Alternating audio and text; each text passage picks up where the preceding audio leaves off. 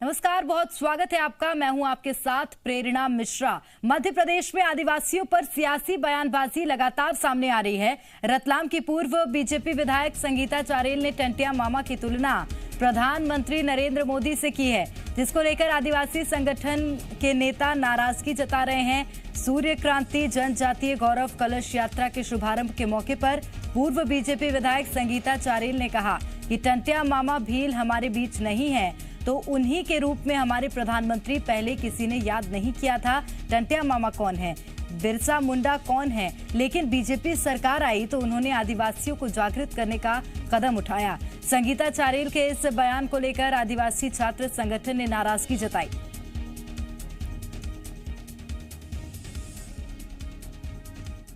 टंटिया मामा भी जो हमारे बीच में नहीं है, तो उन्हीं के रूप में हमारे बीच में भारत के प्रधानमंत्री नरेंद्र मोदी ने उन्होंने हमेशा हम लोगों की मदद की। आज हमको बताना चाहूंगी कि प्रधानमंत्री आवास वास्तव में गरीबों के पास कुछ नहीं था। आज प्रधानमंत्री आवास हमारे पास है, क्योंकि गरीबों के हक की लड़ाई है और गरीबों के बारे में सोचा है। बीजेपी की सरकार में माननीय मोदी जी से तुलना कर रहे हैं टाटा भील की, तो टाटा भील कोई छोटी मोटी हस्ती नहीं है। प्रधानमंत्री तो आते और जाते रहेंगे, पर टाटा भील आदिवासी युवाओं के दिल में बसे हुए हैं। मध्य प्रदेश में आदिवासियों को लेकर सियासत चरम पर है। कांग्रेस ने आरोप लगाते हुए कहा कि झूठ और प्रपंच रचकर आदिवासियों को बीजेपी अपने साथ जोड़ने में जुटी है। 2018 में आदिवासियों ने बीजेपी को नकार दिया था। कांग्रेस के मुताबिक बीजेपी ने सिर्फ आदिवासियों को छला है। अब बीजेपी कभी सीएम शिवराज को तो कभी पीएम मोदी को टंटिया मामा का पुनर्जन्म बता रही है। वहीं बीजेपी विधायक आशीष शर्मा ने कहा कि पूर्वजों के गुण नई पीढ़ी में होते हैं। टंटिया मामा के कुछ गुण सीएम शिवराज सिंह चौहान में हैं, तो क्या बुराई है। उन्होंने कहा कि जब जब शिवराज सरकार आदिवासियों के हित में कदम उठाती है, तब तब कांग्रेस को दर्द होता है।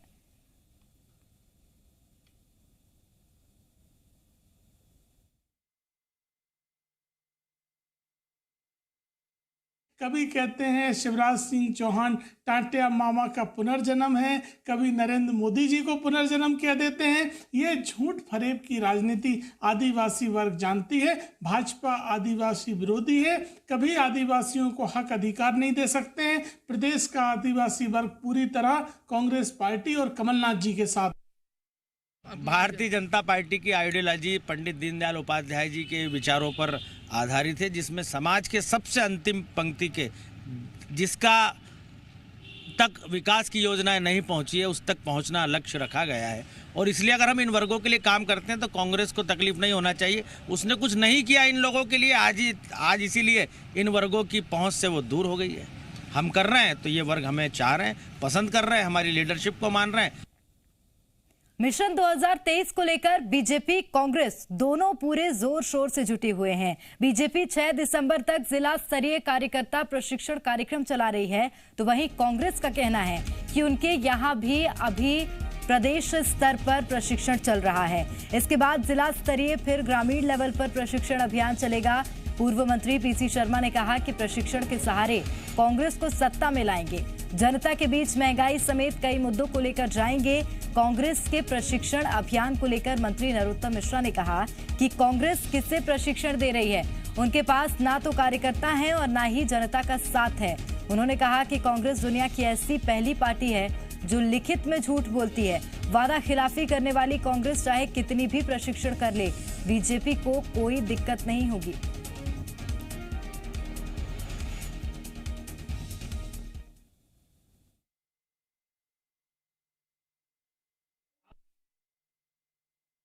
कांग्रेस ने बात की थी गरीब हटाने की, ये गरीबों को हटा रहे हैं। तो कुल मिला के प्रशिक्षण के माध्यम से घर घर जाकर ये बातें लोगों को बताई जाएंगी, किस तरह से महंगाई है, किस तरह से आपका सब कुछ टूटा, किस तरह से देश को बेच दिया गया। ये बातें यहाँ प्रशिक्षण में सिखाई जा जो दे रहे हैं प्रशिक्षण। पहले ये तो देख लो कि वो प्रशिक्षित हैं कि नहीं।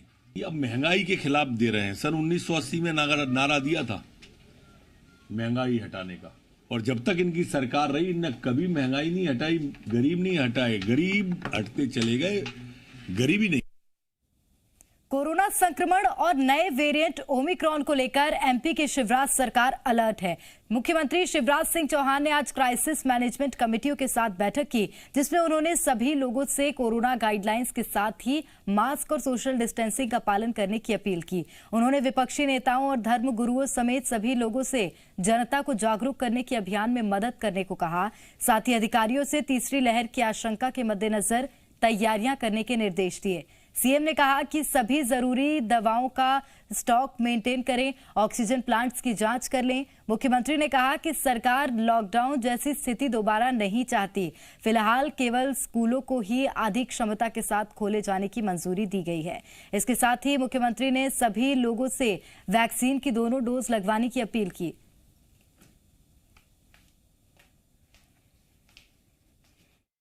हमारे प्रधानमंत्री जी ने हर संकट में देश का नेतृत्व किया है और समय रहते ही हमारे प्रधानमंत्री जी ने हमको सारी सावधानियां रखने का हम लोगों को भी निर्देश दिया है और सीधे जनता के बीच भी उन्होंने क्या क्या सावधानी रखनी चाहिए ये मैसेज किया है। देखिए, हम किसी चीज पर भी प्रतिबंध नहीं लगा रहे, केवल बच्चों के स्कूल जाने पे हमने 50% संख्या की है, क्योंकि उनको वैक्सीन नहीं लगी है और कुछ जगह बच्चे संक्रमित हुए हैं, इसलिए वो 50% मतलब दूरी बना के स्कूल जाएंगे। लेकिन हमको अभी प्रतिबंध में लगाना भी नहीं चाहता, लेकिन सावधानी रखवाना चाहता हूं। बंद हॉल में ज्यादा लोग ना हो, ये सावधानी रखें। अब ये सही समय है कि हम आज ही चेत जाएं। अगर आज हमने सावधानी नहीं रखी तो परिस्थितियां फिर बहुत संकटपूर्ण हो जाएगी। मेरे मित्रों, मैं किसी भी कीमत पर नहीं चाहता कि फिर से लॉकडाउन जैसी परिस्थितियां बने, काम धंधे उजड़ जाए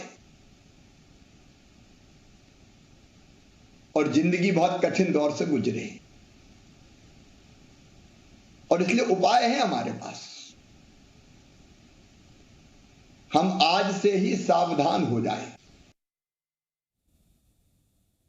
कोरोना के नए वेरिएंट और एमपी में बढ़ते कोरोना पॉजिटिव मामलों को देखते हुए विधानसभा के शीतकालीन सत्र पर संकट के बादल छा गए हैं। दरअसल 20 दिसंबर से 24 दिसंबर के बीच शीतकालीन सत्र होने वाला था। विधानसभा अध्यक्ष गिरीश गौतम ने कहा है कि सरकार की गाइडलाइन आने के बाद सत्र को लेकर फैसला लेंगे। विधायकों को वैक्सीन के दोनों डोज लगने के बाद भी आरटीपीसीआर टेस्ट कराना होगा। शीतकालीन सत्र में 1578 सवाल पूछे गए हैं। 900 सवाल ऑनलाइन, जबकि बाकी 133 विधायकों ने ऑफलाइन सवाल पूछे। वहीं विधानसभा सत्र में प्रश्नकाल के दौरान बड़ा बदलाव देखा जाएगा। दरअसल अगले विधानसभा सत्र में प्रश्नकाल में विधायक तारांकित प्रश्नों का उत्तर नहीं दोहराएंगे। इससे समय की बचत होगी।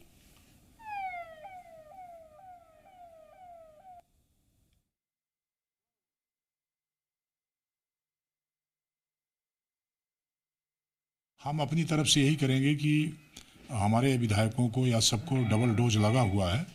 केवल हम इतना करने जा रहे हैं कि वो आरटीपीसीआर की रिपोर्ट के साथ ही वो हमें हो, और उसकी व्यवस्था हम करेंगे। कोई जांच करा लें, इसके बाद हम पाएगा उसके साथ आरटीपीसीआर जांच भी हो जाए कि नया कोई साइन तो नहीं आया, कुछ है। सदस्यों से चर्चा करेंगे। प्रयास हम ये कर रहे हैं कि जो प्रश्नकाल जो अपना लगता है, इस प्रश्नकाल में ज़्यादा समय इसमें जाया होता है कि जिनका प्रश्न लगा है तो जो छपा हुआ उसको पहले पढ़ते हैं, फिर उत्तर भी पढ़ते हैं, फिर वो कहते हैं कि इस उत्तर से मैं संतुष्ट नहीं हूं, तो फिर प्रश्न करते हैं पूरक जो। अपन व्यवस्था ऐसा बनाने जा रहे हैं कि वो ना लिखित वाला पढ़े, ना प्रश्न पढ़े, ना उत्तर पढ़े, सीधे अपना पूरक प्रश्न पूछे, ऐसी व्यवस्था करने जा रहे हैं। विदिशा में बेतवा पुल पर कई गड्ढे हो गए हैं, जिसको लेकर यूथ कांग्रेस ने अनोखा प्रदर्शन किया। यूथ कांग्रेस कार्यकर्ताओं ने सीमेंट और कंक्रीट लेकर पुल पर कार्यकर्ता पहुंचे और खुद ही गड्ढों को भरा। इस दौरान बैरन के जरिए विरोध जताया गया। नगर पालिका और पीडब्ल्यूडी को काम करने की नसीहत दी। यूथ कांग्रेस के मुताबिक गड्ढों की वजह से लोगों को परेशानी का सामना करना पड़ता है। आए दिन हादसे होते रहते हैं। कई बार प्रशासन से इसकी शिकायत की जा चुकी है, लेकिन किसी का भी ध्यान इस तरफ नहीं जाता।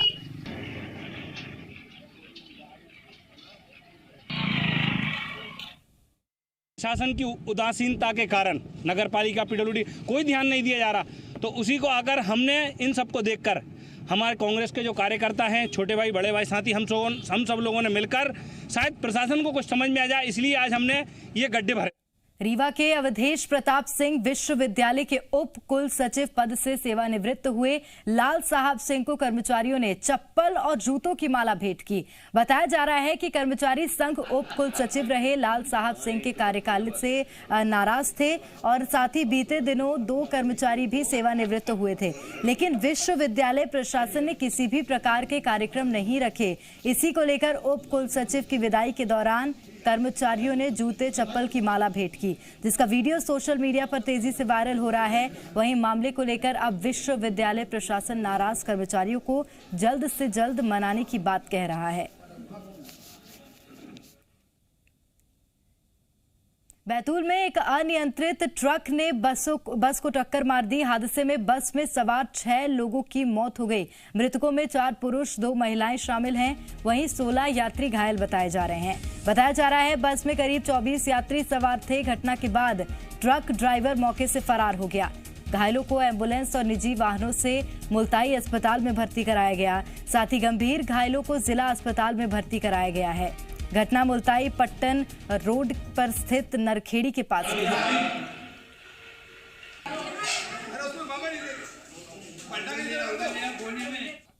ग्वालियर में पार्किंग के पैसे मांगने को लेकर दुकानदारों की गुंडागर्दी सामने आई है। घटना शहर के राजीव प्लाजा की है। बताया जा रहा है पार्किंग के पैसे मांगने को लेकर दुकानदार निगम कर्मचारियों से भिड़ गए और मामूली कहासुनी के बाद व्यापारियों ने कर्मचारियों पर लात घूंसों से हमला कर दिया।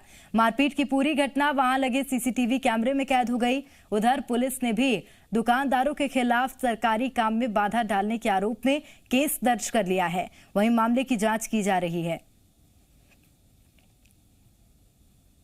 राजीव प्लाजा के पास एक गाड़ी रखने की वो है पार्किंग, तो आज कोई व्यक्ति गाड़ी रखने के ऊपर पैसे जो कटते हैं नगर निगम के वो नहीं दे रहा हुआ। इसी बात के ऊपर वह विवाद हो गया था, तो उसकी पिटाई कर दी है। फुटेज मंगवा लिए हैं। फुटेज में उसको करीबन 3 लोग उसको मारपीट करते दिख रहे हैं, तो उसके आधार पर शासकीय कार्य में बाधा पहुंचाने की एफआईआर पंजीकृत कर ली है।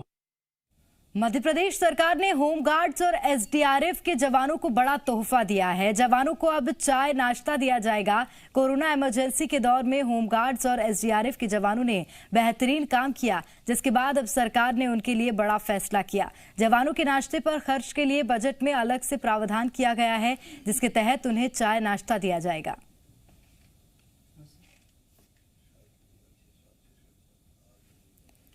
होमगार्ड और एसडीआरएफ के जवानों को मध्य प्रदेश सरकार की ओर से तोहफा दिया गया। अब उन्हें चाय नाश्ते का प्रबंध भी किया जाएगा। मध्य प्रदेश में पहली बार किसी शख्स को आधिकारिक रूप से लिंग परिवर्तन की अनुमति दी गई है।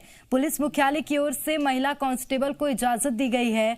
दरअसल कांस्टेबल बचपन से ही जेंडर आइडेंटिटी डिसऑर्डर से पीड़ित है। इसकी पुष्टि राष्ट्रीय स्तर के मनोचिकित्सकों ने भी की, जिसके बाद कांस्टेबल से औपचारिक रूप से आवेदन किया गया।